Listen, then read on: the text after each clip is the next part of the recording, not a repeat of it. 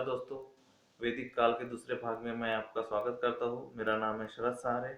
अभी हम पढ़ रहे हैं उत्तर वैदिक काल, जिसको 1000 ईस्वी सन से 600 ईस्वी सन पूर्व माना गया है। इसके पहले हमने ऋग वैदिक काल और पूर्व वैदिक काल पढ़ा, जिसको 1500 ईस्वी सन से 1000 ईस्वी सन पूर्व माना गया था। चलो आगे बढ़ते हैं। भौगोलिक विस्तार। आर्यों ने इस काल में अपने क्षेत्र को विस्तार किया तथा पंजाब से लेकर गंगा यमुना के दोआब तक विस्तार कर लिया था। देखिए दोस्तों, पहले तो वो लोग क्या सप्त सिंधु के क्षेत्र में फैले।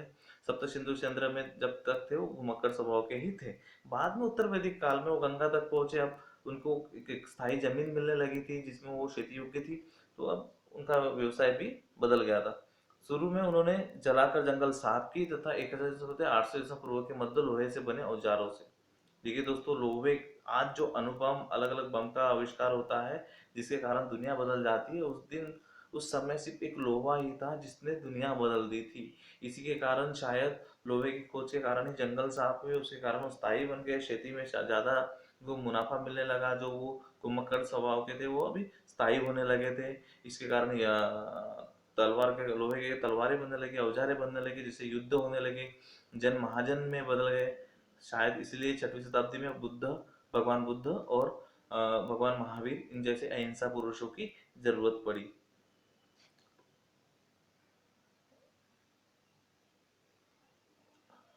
छोटे कबीले अब बड़े राज्यों में परिवर्तित होने लगे थे, क्योंकि अब तो आप बलशाली होने लगे थे, आपके पास औजार होने लगे थे, है ना, लोहे के। राजन अब सम्राट बन गए थे। सभा समिति की शक्तियों में कमी आई थी। अब राजन बोलने लगा था, नहीं भैया आप लोकशाही नहीं होगी, अब हम ही सर्वा सर्वा है। उस समय वही अपनी ताकत को सर्वे सर्वा मानते थे। राजा का पद अब वंशानुगत हो गया था। महिलाओं की स्थिति में काफी गिरावट आ गई थी। सारी अच्छी चीजें जो थी सामाजिक वो ऋग्वेदिक काल में थी, बाद में तो सारी सामाजिक अच्छी स्थिति खराब हो गई थी। राष्ट्र शब्द यही से उपयोग में लाया गया था। राजा स्थायी सेना रखने लगा था। पहले वो स्थायी नहीं थी, युद्ध के समय में ही मांगी जाती। राजकीय कार्य में राजा की सहायता के लिए अब पुरोहित, सेनापति, सूत्र संग्रहिता, भागदूता आदि पद बन गए थे। सामाजिक जीवन। दोस्तों, आज का हमारा काला युग या कल युग या कुछ भी बोलिए, ये उसी समय स्टार्ट हुआ जब इन्होंने वर्ण व्यवस्था चालू की। इन्होंने क्या कर लिया कि अब कुछ आर्य जो आए थे, इन्होंने खुद को 3 भागों में पहले विभाजित किया था। फिर ये 3 विभाग तो खुद चॉइस कर सकते थे पहले, बाद में इन्होंने वो चॉइस भी बंद कर दिया, जन्म के आधार पर कर दिया। और जो यहाँ के लोग थे जिनको इन्होंने हरा के यहाँ पे अपने गुलाम बनाए थे, आर्य ने अनार्य कहा जाता था, दास्य कहा जाता था, दस्यु कहा जाता था। इन लोगों को उन्होंने शूद्र माना। उनको संपत्ति रखने का हक नहीं था। काफी उनकी स्थिति खराब हो चुकी थी, है ना। तो अपने फायदे के लिए जो जो कर सकते थे वो उन्होंने अभी चालू कर दिया था। जो उनके इंटेलिजेंट पूर्वज थे, जिन्होंने एक अच्छे काम के लिए या फिर खुद को जीने के लिए जो संघर्ष करके यहाँ अपनी स्थिति बनाई थी, अब इन्होंने उसको टिकाने के लिए कूटनीतिक प्रबंध करने चालू किए थे, है ना। वर्ण व्यवस्था अत्यंत कठोर हो गई थी, जिसमें चलते शूद्रों की स्थिति काफी खराब हो गई थी।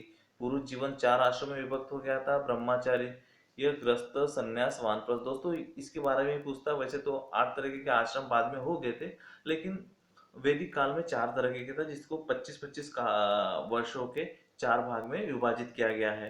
पहला है ब्रह्मचर्य, जो पहले 25 वर्ष।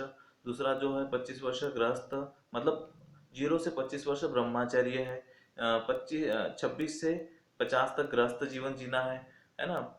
और 51 से 75 तक संन्यास जीवन जीना है। उसके बाद आपको 76 से 100 तक वानप्रस्थ जीवन जीना है। मतलब उन्होंने 100 साल का जीवन माना है। अगर इसको आप 100 साल का जीवन के रूप में मानेंगे तो ये प्रश्न आपका सही से ही जा सकता है। ब्रह्मचर्य, गृहस्थ, संन्यास, वानप्रस्थ 25-25 सालों का है ना। दोस्तों, सबसे इम्पोर्टेंट भाग जो आज तक हम झेल रहे हैं और शायद मिटने का नाम ही नहीं ले रहा, दुनिया में सबसे ज्यादा घातक ये हमारे देश में ही है।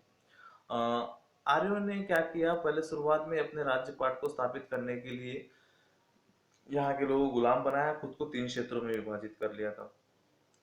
जो शिक्षा देता था, पूजा करता था, उसको उन्होंने ब्राह्मण कर लिया। जो युद्ध करता था, सुरक्षा देता था, उसको क्षत्रिय मान लिया। और उन्होंने वैश्य माना उनको, जो यहाँ खेती करते थे, व्यापार करते थे, उनको वैश्य माना, और बाकी जो यहाँ के लोग थे उनको उन्होंने गुलाम बनाया, जिनको जिनकी स्थिति धीरे धीरे काफी खराब कर दी थी। एक ऋग्वेद वेद में जो लिखा है मैं पढ़ना चाहता हूँ। ब्राह्मणोड़स्य मुखम आसित बाहु राजन्य कुर्ता। ब्राह्मण जो है मुख से पैदा हुआ है, बाहु राजन्य कृता।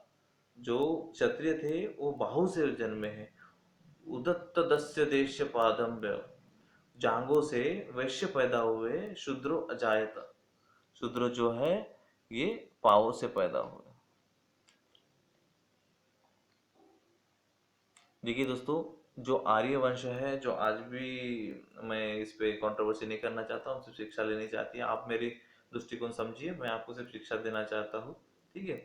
ब्राह्मण क्षत्रिय वैश्य को आर्य माना जाता था। ब्राह्मण जो था वो पुजारी था, क्षत्रिय योद्धा था, वैश्य चरवाहा, किसान, व्यापारी, शिल्पकार था। ठीक है। गैर आर्य वंश जो था, जो यहाँ के लोग थे, उनको उन्होंने शूद्र बनाया, जो खेत मजदूर, नौकर मजदूर, यानी इनकी गुलामी करे, इनको संपत्ति रखने का भी हक नहीं था। ये एक सामाजिक व्यवस्था थी। देखिए दोस्तों, इन्होंने बोल दिया और लोग मानेंगे, ऐसा नहीं होता था। इसलिए उन्होंने तीन तरह की चालें खड़ी।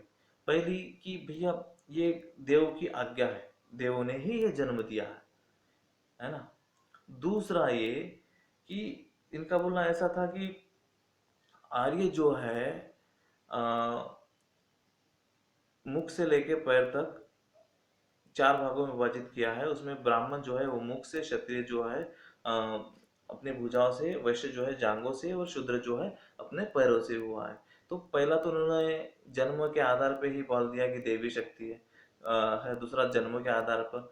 तीसरा इन्होंने राजाओं को बोला कि आपकी तरफ भी पालो, इस तरह का जो हम व्यवस्था कर रहे हैं ये। और इन्होंने आगे और दृष्टिकोण देखो, इन्होंने अब इसको किताबों में एंट्री करना चालू कर दिया था, जिससे लोग इसको मानने लगे थे। ये बेचारे दलित जो थे, जो इनके पूर्वज थे, वो तो काफी जाने गंवाई थी युद्ध के कारण, लेकिन अब जो दलित थे, अब ये मानने लगे थे कि हाँ, ये जो बोल रहे हैं ये सही है।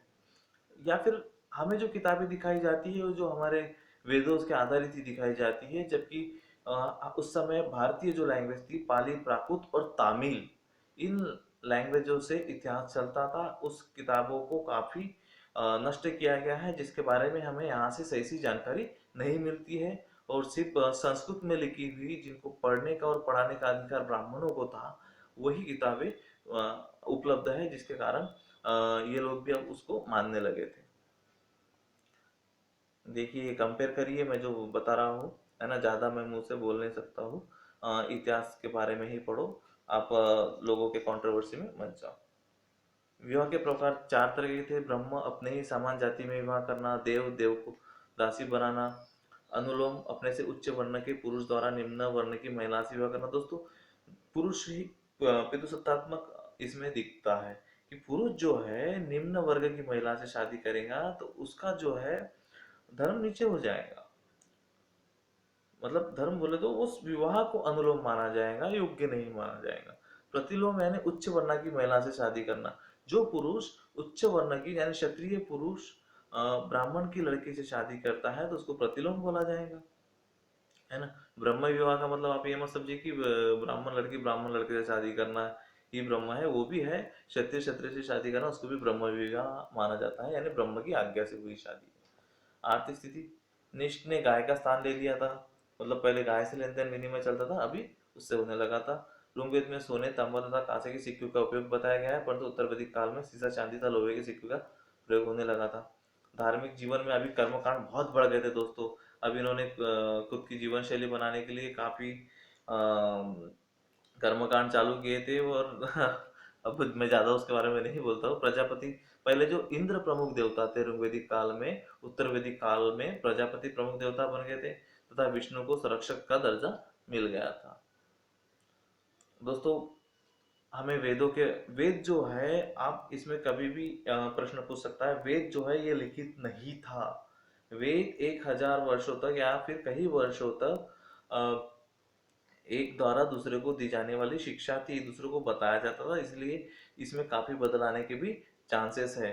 तो वेदों के बारे में हम पढ़े कि ऋग्वेद जो है ये देवों की स्तुति के बारे में था। यजुर्वेद जो था ये यज्ञ के बारे में, यज्ञ कर्म के विधि विधान की व्यवहारिक व्याख्यान के बारे में है। आप थोड़ा सा इसको दिमाग में ही बैठा लो ये इमेज को, तो आपके दिमाग में आ जाएगा, है ना। सामवेद जो है तंत्र मंत्र जादू टोना, सॉरी थोड़ा सा ये हो गया था। सामवेद जो है ये सॉन्ग के बारे में है। सामवेद में संगीत, आज जो हम संगीत देखते हो सामवेद से ही प्रेरित है ना। अथर्ववेद जो है उसमें तंत्र मंत्र जादू टोना या फिर पवित्र जादू टोना, आज जो हम इलाज करते हैं आयुर्वेदिक का, वो भी उससे संबंधित है। आयुर्वेदिक की शुरुआत कहाँ से मानी जा सकती है, तो अथर्ववेदा ही उसके प्रमुख शुरुआत है। तो ये चार वेदों को आप दिमाग में बैठा लीजिए। ऋग्वेद जो है देवों की स्तुति के बारे में, यजुर्वेद जो है यज्ञ के बारे में, सामवेद जो है संगीत के बारे में, और अथर्ववेद जो है तंत्र मंत्र जादू टोना के बारे में। और दोस्तों ये जो बुक्स है इसके बारे में भी आप दिमाग लगाइए। इसके बारे में मैं अलग एक वीडियो बनाऊंगा, आपको उसकी पूरी डिटेल दूंगा। वेदों में क्या है, उससे संबंधित किताबों में क्या है, कितने वेद थे, कितने पुराण थे, है ना। उसके बारे में हम आगे बताएंगे। फिर भी आप भी थोड़ा सा यहाँ से देख लो। वैदिक कालीन साहित्य में ऋग्वेद, सामवेद, यजुर्वेद और अथर्ववेद, ये चारों वेद से ही महत्वपूर्ण जानकारी मिलती है। इसके बारे में भी मैंने बता चुका हूँ। ब्राह्मण जो है, हर वेद आगे कई ब्राह्मणों से जुड़े हुए हैं। मतलब ब्राह्मणों ब्राह्मणों को ही उसका निर्माता भी मानते हैं, क्योंकि शिक्षा देने का काम ब्राह्मणों से ही होता था, है ना। इसमें प्रमुख संपद ब्राह्मण है जो यजुर्वेद से जुड़ा हुआ है। अरण्यक भी काफी महत्वपूर्ण साहित्य है, इसे वन्य साहित्य भी कहा जाता है। इसमें ब्राह्मणों के उपसंहार है, शिक्षा देना है तो उपसंहार करते थे, अलग अलग कर्मकांड के इसमें उपसंहार करते थे। इसमें कर्मकांड जैसे बलि का विरोध किया हुआ है। इसमें कर्म मार्ग को ही ज्ञान का मार्ग बताया गया है। उपनिषद भी काफी महत्वपूर्ण है, इनकी संख्या 108 है, प्रमुख कम है ना। इसके बारे में हम अलग से पढ़ेंगे। स्मृति है, स्मृति जो है ये दूसरे ईस्वी पूर्व लिखा गया है ना। मैं इसे भी आपको इंफॉर्मेशन के लिए बता रहा हूँ, लेकिन इसके लिए मैं अलग से एक रिकॉर्डिंग करूंगा, ठीक है। वेदांत जो है इनकी शिक्षा शेय, शिक्षा कल्प, व्याकरण, छंद, ज्योतिष के बारे में है। साहित्य के बारे में हम आगे पढ़ेंगे बाद में दूसरे चैप्टर में। महाकाव्य से भी इनकी जानकारी मिलती है। रामायण जो वाल्मीकि ने लिखा था, महाभारत जो है वेद व्यास ने लिखा था, ऐसा आपको छुड़ाना है। लेकिन महाभारत को जब 1919 में एक संकलन का शुरुआत की गई थी तो 47 साल लगे थे। ये शायद सारथी द्वारा लिखित अलग अलग संकलन थे जिसको वेद व्यास ने किया होगा। आज भी कॉपीराइट चलता है, उस समय उन्होंने कॉपीराइट किया होगा। चलो ठीक है, महाभारत वेद व्यास द्वारा